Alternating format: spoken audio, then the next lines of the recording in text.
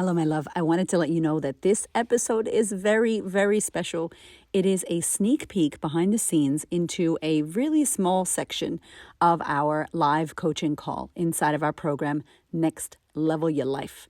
So me and Hamish coach live inside of this program, and we support our clients. The women drop their questions. We give them our coaching and support and guidance. They chat back to us and tell us different things, and back and forth we go for an hour and a half sometimes in a coaching call. These calls are amazing because everyone joins together and we get to learn as a community, and you get to get coached live. And so if you resonate with this and you want to learn more about Next Level Your Life, I've just linked it in the show notes. Would love to have you in there. Enjoy this little sneak peek of our coaching call. Hola, hola. It's your girl, Erica from America. Welcome to the Confidence Chronicles podcast. This podcast is all about helping you stand in who you are. Stop giving a fuck what people think about you. Start standing as your fully expressed self.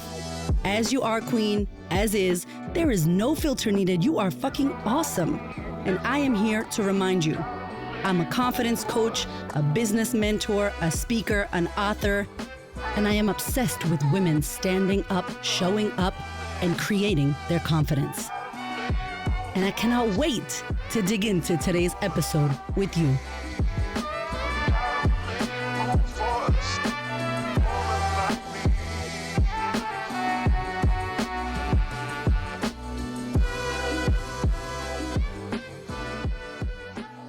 Hello, my darling. Oh my God. Before we begin today's episode, holy shit. Can we just quickly catch up?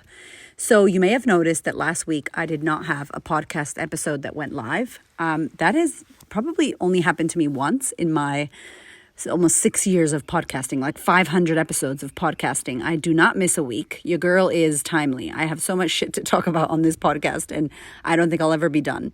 So unfortunately, last week I didn't have an episode. So if you are a listener, a binger, and you listen to the show, my apologies. But good news and bad news. The bad news is that we didn't have an episode. But the good news is that gorgeous Nina, my beautiful team member who works for us, Nina was also highlighted in my new book, Becoming Magnetic. Her whole story is threaded through the book. And she worked on our social media team. She had a baby. So she had a beautiful baby boy. And I was her support person, which was very special for me because if you listen to the podcast, you know I had like a crazy, horrible cesarean emergency traumatic fucking birth with my first son, Raven. And then I had a miscarriage, aka a visitation. And then I had an amazing, beautiful, natural home birth where I freaking meditated my baby for 17 hours and it was divine. And so I really wanted to support Nina, and she has family in New Zealand. Her mom did fly here. Her dad was here. Her mom was in the birthing suite with me and her beautiful partner, and I got to be there. But what I didn't tell you is that I was up for 40 hours, awake for 40 hours. It was a massive, massive birth, massive experience. And I forgot that I'm the queen of confidence, and I travel and I speak and I'm on stage and I'm doing a lot, and I have 2 kids of my own and my own busy, crazy life. And so 40 hours with no sleep killed me, and it was very hard to regulate myself. And so I had to really go into a cocoon, and I felt like I gave birth, y'all. I was like, yo, my hips hurt, my back hurts, I'm delusional. And so I really needed to rest, to have some bone broth, to, recover, get my electrolytes and sleep as much as I could and get my circadian rhythms back on track. And it took me out. And my team was like, we have a podcast, should we publish? I'm like, no, I'm not doing anything. Don't ask me anything. Leave me alone. And my husband really protected me. He came over and swooped and was like, Erica's getting rescheduled. So we rescheduled my whole week. So shout out to my clients who let me move their appointments. If you're listening, I love you. But beautiful news that we have a gorgeous baby boy in the Queen of Confidence, TQOC baby. And she's going to share more about that. If you want to see him, I have posted on my stories. I had her permission, and on my grid, a photo of us. I love Nina so much, and I was so happy I could be there to support her. And sometimes business needs to stop because life is happening. And so thank you for your patience. I'm good. I have a bit of a break before I head to America. If you are my beautiful audience and you're listening to this podcast from the US and A, please know, my friend, I am coming May 12th to America for my Becoming Magnetic book tour. I'm coming to Puerto Rico to see my dad, and I'm going to go see my mom for her 70th birthday. So I will be in Dallas. I will be in Chicago. I will be in Florida, Miami, freaking Boca, Orlando. I will be in Boston. I will be in New York. I think we're going to have a book signing in Brooklyn, and I'll be in Cali, and we're going to do a signing in California. So I think there's 9 cities across the United States. If you are over there, I need to see you. I need to lick your face. I need to squeeze you. So please make sure that you look out. As soon as I have the dates, I'm telling you first. I'm going to email my list. So hopefully you're on my email list. If not, just head to thequeenofconfidence.com and sign up to something free and you'll be on there. And I'm going to be sharing about it. So anyway, I love you. I know this is a very long intro, but I really wanted to say hi and let you know what's been going down. Also, stop playing. If you want to work with me, I'm giving you this snippet of the behind the scenes of a coaching call that we did. We do these every single month. We answer so many questions. I've been doing this for the past 8 years, almost a decade. I have thousands of questions I've answered, thousands of hours of coaching women. If you need support and you know that I'm your flavor, don't mess around. Join us in Next Level Your Life. The link is in the show notes. All right, enjoy this snippet. Veronica says, there's something you're teaching me. I need to stop looking outside myself for decisions. I find myself constantly seeking advice, especially on hard decisions. Yeah, it's an old trait from our childhood, not knowing what to do, looking to someone else. Yeah. Now you get to tell yourself, make the wrong decision, Veronica. Make the wrong decision. Every wrong decision I made, I came to Australia running away from my life. And then I found the love of my life. I found my work. I found my purpose in this country that I didn't even know where it was. So you have to go the wrong way in order to find the right way. Mm-hmm. There's no right way. There's no right time. That's perfectionism. Yeah. That's fear. Go do the scary, fucked up thing that's wrong. And making decisions means there's consequences to our decisions. And so you have to take responsibility for those consequences. And sometimes that's why we don't want to make decisions, or we look to others, because then we've got someone to blame, right? Oh, well, they told me, it was their suggestion. Maybe that may not be front of mind, but that can sometimes be internally how we share it. Because when we make a decision, we have to own it. And that takes responsibility, that takes courage. But that's where we grow, because we take those decisions, we understand the consequences, we deal with those consequences, and then we make new decisions. And that's what strengthens us internally, gives us resilience, because we know that whatever we went through, we can get through again. And that builds the strength of making decisions. I've got 2 questions. So I've got Veronica, who says, in module 1, I realized that having to fulfill the role of having to be the good girl and quiet to keep the peace growing up affects me to this day, where I struggle to speak up for myself and I get left with resentment later on for not speaking my truth or saying what I need in real time. Any advice on this situation? Oh, yeah. This is drama triangle. Yeah. But also, like, possibly in your childhood, you were told to shut the hell up. And you were not looked to, and your opinion didn't matter, and you were cut off, and you didn't have the opportunity. So what do you learn? Let me shut the hell up. Again, remember, all these mechanisms that we use to cope and survive in our childhood were amazing. High five to that version of you that's the good girl. She needed to do that. But does your 7-year-old good girl need to drive the bus now? Does the 7-year-old good girl need to show up at work? No. Does the good girl need to show up on social media? No. No. But also, I think a lot of the time, maybe someone in this kind of a situation, and I resonate with it as well, is... I'm going to get water real quick. We tend to be maybe afraid of confrontation. And conflict. And every relationship needs conflict. Everything needs. Like we talked about masculine and feminine energies. In order to bring balance, there's going to be conflict, right? And I think a lot of us, maybe if we had an abusive upbringing, every time there was conflict in the house, it was abusive or violent, right? So naturally... Your goal is to avoid anything that is violent or abusive or destructive. And so keeping the peace and not raising your voice is to keep everything the same and not rock the boat. And the reality of life is we have to rock the boat if we want change to happen, right? Obviously, we don't want to get to the stage of violence and destruction, because that doesn't help anybody.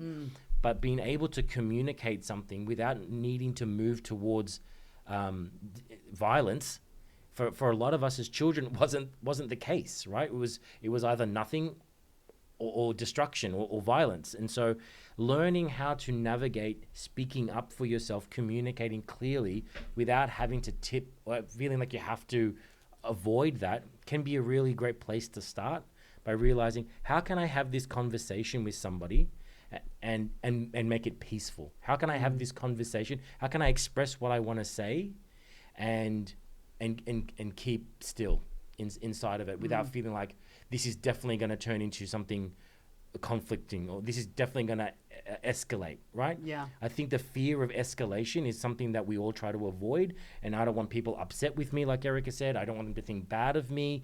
And I think sometimes inside of that, you have to realize that people are thinking about you regardless. You have no control over someone's mind and how they perceive you, right? There is nothing you can do about other people's perception. Just free yourself from caring. So knowing that, you will there's nothing you will ever be able to do or not do that will stop people perceiving you the way they perceive you. So hopefully that is scary but freeing at the same time. And I think inside of that, you have to be comfortable with people being wrong about you. There is many people that will see me on the street when I walk into a cafe. You know, they look at me, they go, "Oh, Uber?" They go, Uber. I'm like, "No, I just wanted to, I wanted to order a coffee." But then when I think about it unemotionally, of course, because brown guys are walking in there delivering Ubers. That's what we have in this country. That's the majority of people. So I'm not angry at that person. It makes sense. They would think that I was an Uber driver. So I am generous with their descriptions of me. I am generous with their interpretations because it makes sense. But I'm not offended in the slightest. It makes sense. But you could be offended. But I could be very angry. If you were somebody looking to be offended. So watch what we look to be offended about. Hopefully that helps. I'm going to answer Jenna, and then we have Alex. So Jenna said, what would be the reason for a cycle of burnout from a psychological perspective? So like a cycle of burnout, what would be the reason for that? Why would I be continuously putting myself in that cycle? How you answered that question, Jenna? What did you say the benefit? What's the benefit? Significance. So what's the benefit? What do you get from that? Yeah. You get a benefit. People go, no, it's bad. We all get a benefit from our behavior and what we do.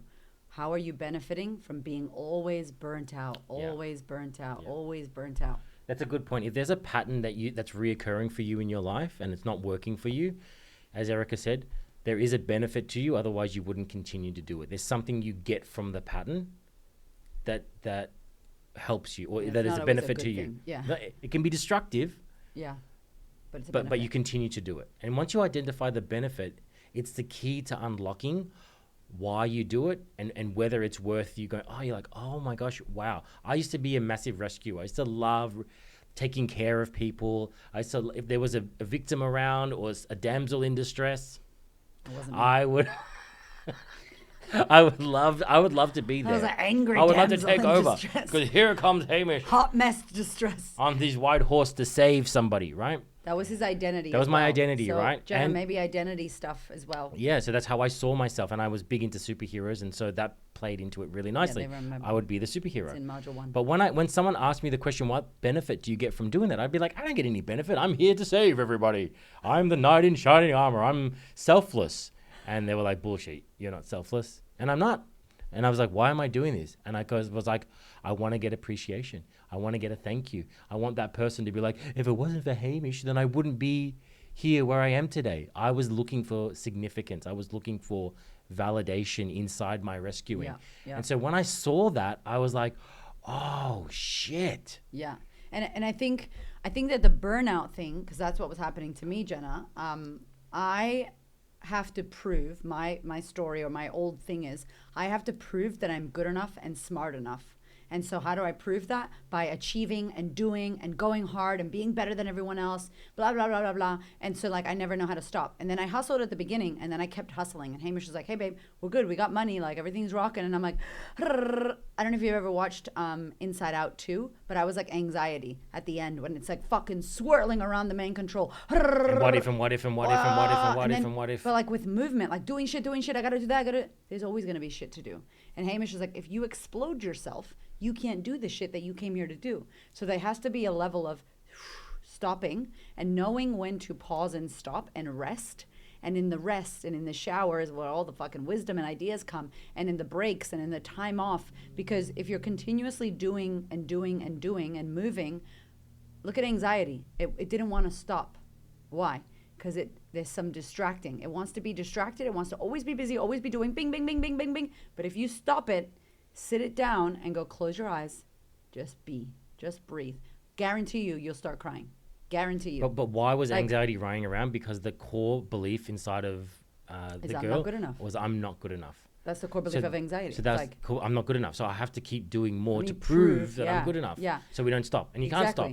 Yeah. And nothing you ever do will ever be good enough. So while that's the core narrative that's inside of us, and you can see there's layers to this, right? We look at our behavior and we're like, oh, we just want to be achieved. We just want to do things. We want to be more. But when you get to the core belief that's inside of you of I'm not good enough, well, that's not a great place.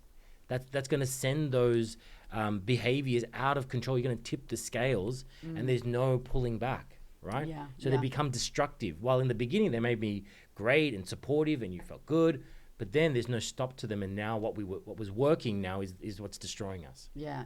And it's really important because I'll tell you, as a busy burnout person myself, I need to. And I was running. I was always running. I was always going. I was on the go. And if you always want to move and go, and you don't want to stop, it's like, why? What are we running from? What are we scared of seeing when we do nothing? Are you still valuable, Jenna, when you do nothing? You do nothing. Where's your value? Is your value in what you do? Is your value in what you do for others? Is your value in the amount of money that you make? Like, where is your value? Can you turn that down? I'm trying to. That's okay, on the side. So I would just say, like, be really mindful of that. And then why would you continue? Because that's what you've done. And so there is also possibly from childhood or survival. My dad left when I was 2, and then all this bad shit happened to me. And I believe that there was a belief that was created that was, you're not good enough to stay for. You're not good enough to fight for. You're not good enough to stay. I didn't stay because you're not good enough. So I'm like, fuck, is everything I do to prove that I'm good enough, that I'm good enough, that I'm good enough. Look, see, I'm good. You should have stayed. See, I'm worthy. Fuck that. I'm worthy already. You're already worthy. You don't have to do anything to be worthy. And so with that awareness and that idea, it's like, why don't I stop? What would it look like if I took a break? Will things ever be done? Will I ever get to where I want to get to? When is enough? Like, those are questions that I still answer on our journal. And so have a play with that because it's big. And thank you for asking that question. Rest in moments. Alex, I got you. I know Alex put a question. Thank you so much for listening. I freaking love you. I appreciate you. Thank you for your ears and your energy and your attention.